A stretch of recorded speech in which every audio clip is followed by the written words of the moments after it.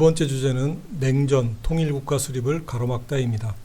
제2차 세계대전 직후 세계 질서는 미국과 소련을 중심으로 한 두 진영의 대립으로 냉전이 전개되면서 우리의 통일국가 수립을 위한 노력과 좌절이 전개되는 시기입니다. 주제 열기는 냉전이 등장하는 상황을 묻고자 한 것입니다. 베를린 공수로 대표되는 사진을 통해서 이것은 무엇일까? 왜 이런 일이 생겼을까라는 질문으로 냉전의 등장과 성격을 이해할 수 있도록 지도하면 좋겠습니다.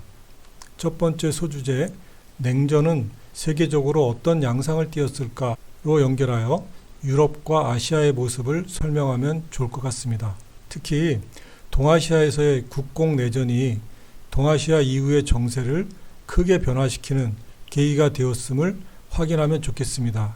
이것은 일본의 상황을 보면 잘 알 수 있습니다. 일본에서는 미군정이 제국주의자들이 다시는 전쟁을 일으키지 못하게 하기 위해서 군국주의자나 재벌들을 처벌하고 여러 민주화 정책을 적극 실시하였습니다. 그러나 중국이 국공내전에서 중국이 공산화될 상황에 되자 일본에 실시한 민주화 정책 대신에 편안간 반공 정책으로 전환하였습니다. 이러한 미국의 아시아 정책은 현재 진행형임도 함께 알려주시면 좋을 것 같습니다. 두 번째 소주제는 신탁 통치를 둘러싼 대립은 왜 일어났을까입니다. 이 주제는 신탁 통치 문제가 지나치게 부각되어 좌우 대립이 격화되고 결국 통일국가 수립과 새로운 국가 건설에 걸림돌이 되었음을 알 수 있도록 하는 부분입니다. 1945년 모스크바 3국 외상회의에서 논의된 핵심은 조선의 민주주의 임시정부를 수립하는 것이었습니다. 이를 위해서 우선 미소공의를 만들고 이 기간 동안 신탁 통치를 실시한다는 것이었죠. 수업에서는 학생들에게 모스크바 결정의 가장 중요하고 최종적인 종착점이 무엇인지를 확인할 수 있도록 하면 좋겠습니다. 신탁 통치와 관련해서 미국은 1941년부터 한반도에 신탁 통치를 한다는 방침을 세우고 준비를 해왔음도 확인하면 좋겠습니다. 카이로 회담에 장제스를 내세운 이유도 그것이었습니다. 미국이 신탁 통치를 주장한 이유를 함께 찾아보면 좋을 것 같습니다. 당시 모스크바 3국 외상회의와 관련하여 동아일보를 비롯한 신문들이 소련이 신탁 통치를 주장했다고 잘못 보도하였습니다. 미군정은 이것이 오보라는 걸 알면서도 반미 문제로 확대될 것을 우려해 모른 채 했습니다. 신탁 통치 소식에 국내에서는 35년간의 식민 통치에 벗어났는데 또 신탁 통치라니 라며 감정이 격앙되었습니다. 김구가 반탁운동을 시작하자 이승만도 합류하면서 세력 기반을 강화하고자 했습니다. 반면 좌파 세력은 모스크바 3국 외상회의 결정을 총체적으로 지지하였습니다. 결국 국내 정국은 반탁과 모스크바 결정 지지라는 두 세력으로 갈라져 경랑 속으로 빠지게 되었습니다. 이 문제와 관련해서 예전에는 우파는 반탁, 일부 중도 세력과 좌파는 찬탁이라고 가르쳐왔으나 그것은 분명 잘못이 있는 것이었습니다. 학생들에게는 당시 좌파의 주장이 찬탁이 아니라 모스크바 결정 지지였다는 것을 정리하고 영양키 위의 사진을 통해서 보여줄 필요가 있습니다. 한편 신탁 통치를 둘러싼 대립을 계기로 친일파들은 반탁, 반공을 내세우며 애국자로 탈바꿈하는 빌미를 주었습니다. 친일의 프레임을 반공 프레임으로 간단하게 전환했던 것이죠. 반공은 한국 현대사에서 오랫동안 독재 정권 유지와 반대 세력 제거에 이용되었음을 함께 이야기해 주시면 좋을 것 같습니다. 다음 소주제는 미소 공동위원회는 왜 결렬되었을까입니다.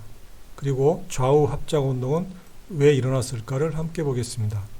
미소 공의는 미국과 소련이 서로에게 유리한 정부를 수립하려는 과정에서 합의점을 찾기 힘들어 결렬될 수밖에 없었습니다.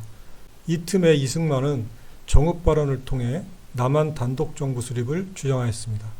이 주장을 계기로 남북 분단이라는 것을 생각하게 되었다는 점이 강조되어야 할 것 같습니다.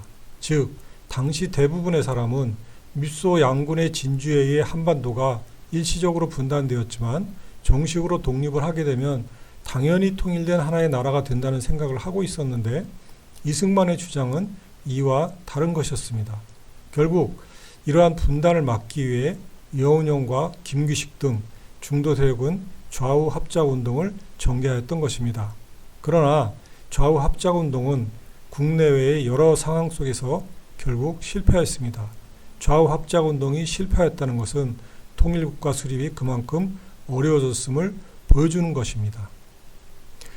2차 미소 공동위원회도 사실상 결렬되자 미국은 미소 공의를 통한 독립이 어렵다고 판단하여 소련의 한국 문제를 유엔에 상정하자고 제의하였습니다. 소련은 당연히 반대하였죠. 모스크바 결정을 지키라고 주장하였습니다.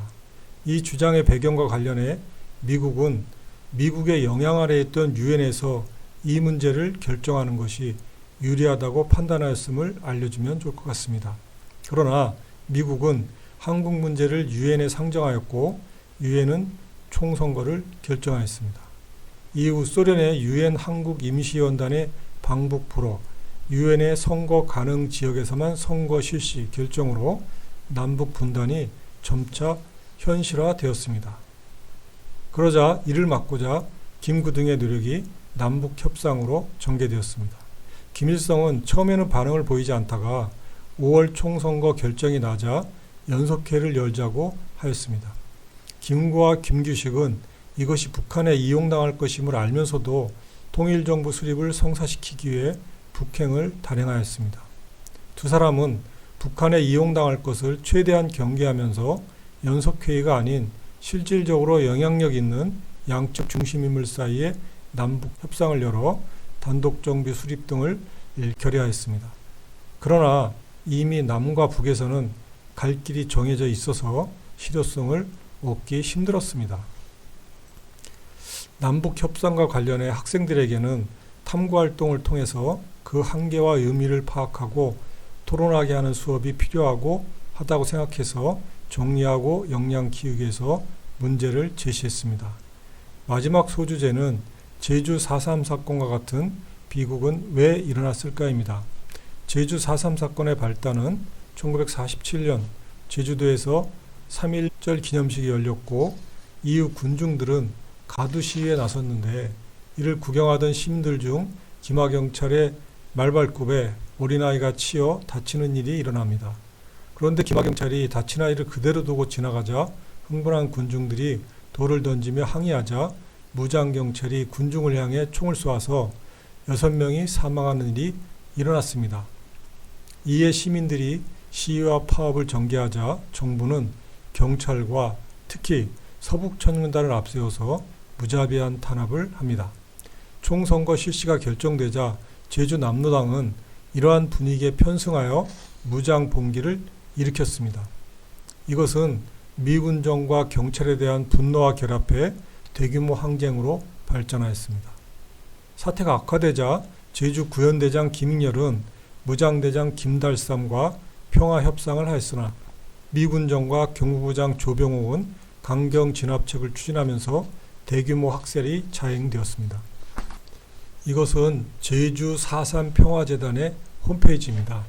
제주 4.3 사건의 역사는 학생들에게 미리 여기에 있는 제주 4.3 평화재단 누리집을 통해서 읽어보도록 한 후에 수업을 전개하는 것이 좋을 것 같습니다. 가해자와 피해자가 혼재되었던 제주에서 상당 기간 제주 4.3 사건에 대한 얘기는 금기시 되었습니다. 이 사건이 사회에 알려지기 시작한 것은 현기영의 순이 삼촌이라는 소설을 통해서였습니다. 제주에서는 먼 친척을 남녀 구분 없이 삼촌이라고 부른다고 합니다.